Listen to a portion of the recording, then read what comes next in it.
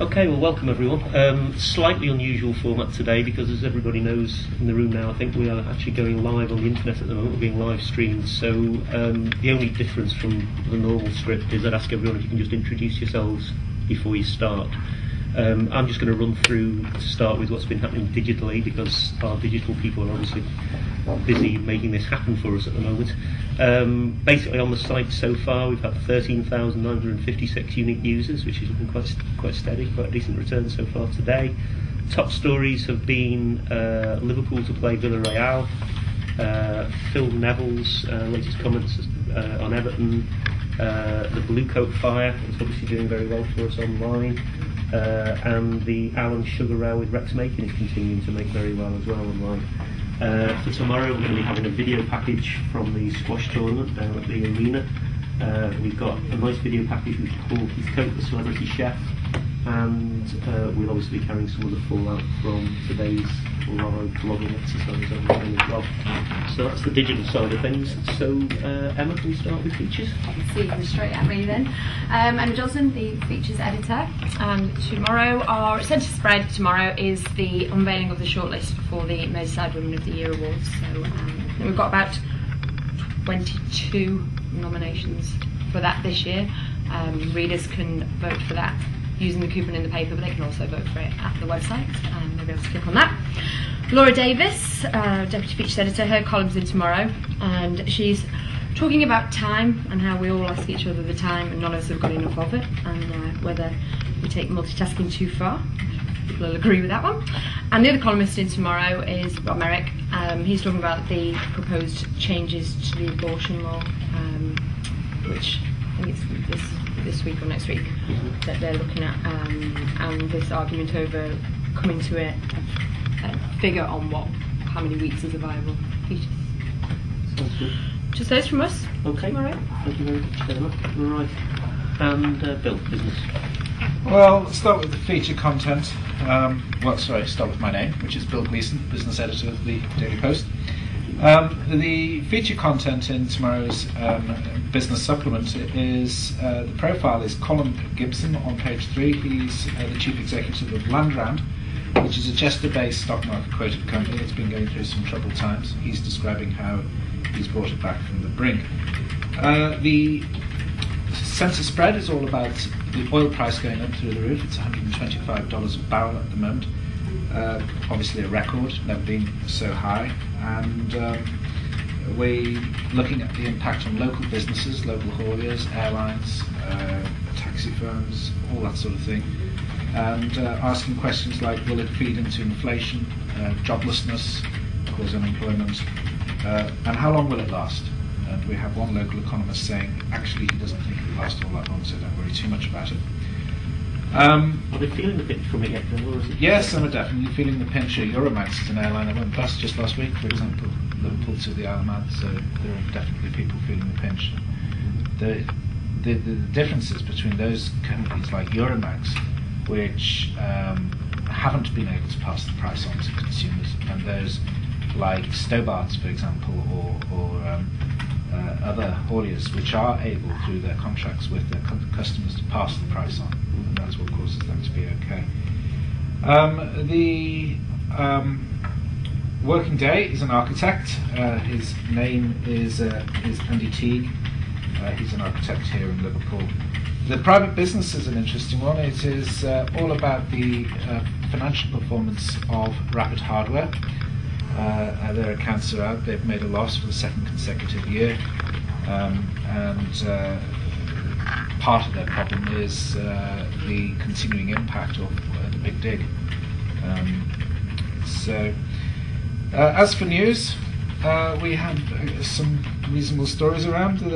More Rapid Hardware on the front, which will of course cross-ref to the private business. Rapid Hardware, we have been trying to sell their business to an outfit called Mere Park. They have been critical about, the people at Rapid have been critical about the amount of time that it's taken Mere Park to come to a decision, and they basically seem to have given up on them and have put their shops, the red brick row of shops, on the open market and are looking for a buyer. They've got to sell it now because of course they're moving into see the old, or will be by then, the old John Lewis building on Church Street. So just to clarify, they're not selling themselves, not selling the business, they're selling the existing It's property, about selling the shops. the shops that they currently have It's the building. in order to transfer the business. Which they own outright. Yeah. That's not on lease. Sure. The other stories, Ethel Austin is going to be sold by the weekend, according to its receiver. He says he's got 3 buyers lined up. We have a story about a Knowsley cushion manufacturer called Caldera, owned by a chap called Tony Caldera, who happens to be the chairman of the City Liverpool Conservative Party. He is moving into retail stores for the first time. He's manufactured to date, but he's now bought a chain of, well, there's 10 in the chain. They're based in the south of England. They are called, I forget the name. They are a South of England chain of Fabric Warehouse, thank you. And they went into administration recently, and every cloud's got a silver lining. Tony's moved in, bought it, and has moved into starting to sell his cushions and other fabrics. So that way, brave move at this time when everybody else on the high street is complaining to start up a business. Redrow, they're complaining that the number of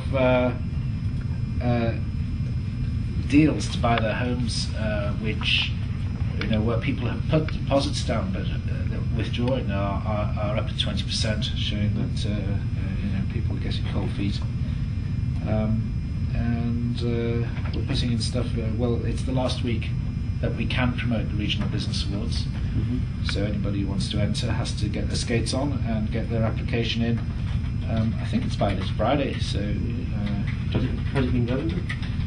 Well, they're always coming at the last minute. So I remember last line year. with expectations will be a business president. Absolutely. They always come in at the last minute. Alliance and Leicester trading update.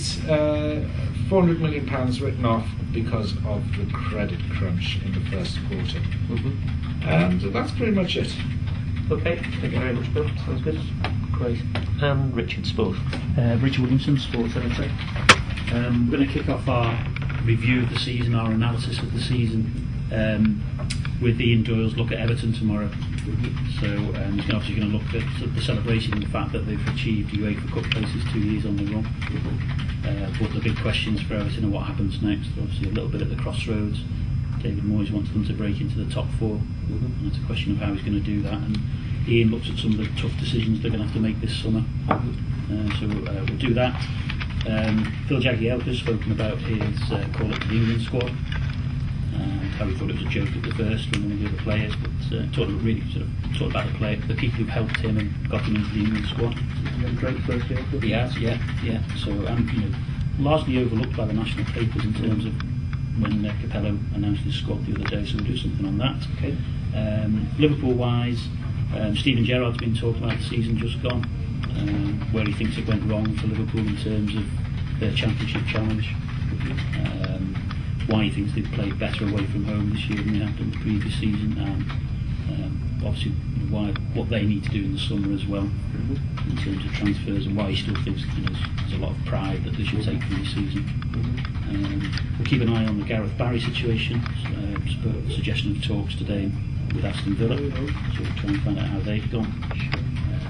And then a nice sort of offbeat piece with Rafa talking about how he spends the summer and how difficult it is for him to escape the job of Liverpool manager. Basically everywhere he goes on holiday he's recognised. His mobile phone never stops. Not going to work. No, that's right. So there's some nice sort of offbeat stuff with Rafa there about the summer. Our Red Watch column tomorrow with Andy Proudfoot is looking at the imminent return of Sammy Lee as Rafa's number 2, and looking at sort of whether double acts work in football. So obviously some very successful ones and some not so successful ones at Anfield in the past. We've got some news from Tranmere about which players are being released and which are being kept on for next season, so we'll look at that.